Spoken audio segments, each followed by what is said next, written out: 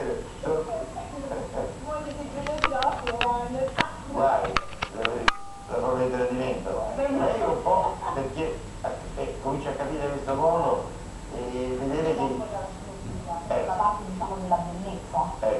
Poi mi sono ritrovata con un po' forte, lei ha cominciato a lavorare, a 5 mesi visto che andava e l'ho portata a lavorare. e la voglia di così allargare questa attività anche per la vita revelatoria responsabile, sarebbe meglio. Ecco, c'è questa idea di fare un passo in avanti. Conosco loro da tantissimi anni.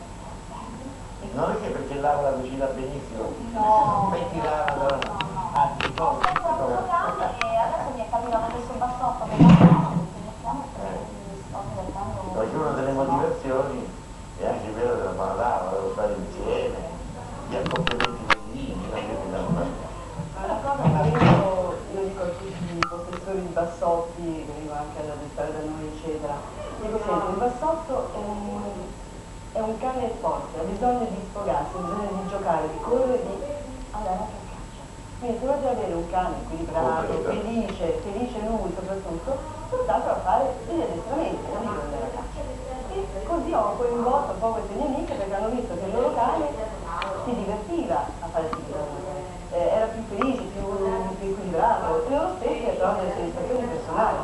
Questo, diciamo, ho portato la cinofilia un pochettino oltre in maniera tale da fare capire che il cane adesso è completo, è tutto per tutto. Però tutte le cose che tu fai, come ti viene in mente di fare un gruppo o dei corsi?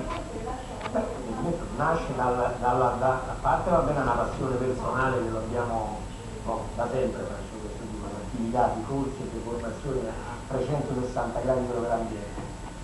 E poi vabbè, nasce dalla cinofilia alla gestione appunto del patrimonio di ungulati che è diciamo questa attività e poi queste cose le facevi già in altra forma. sì, però adesso praticamente come nasce stiamo un gruppo che soprattutto femminile. vabbè,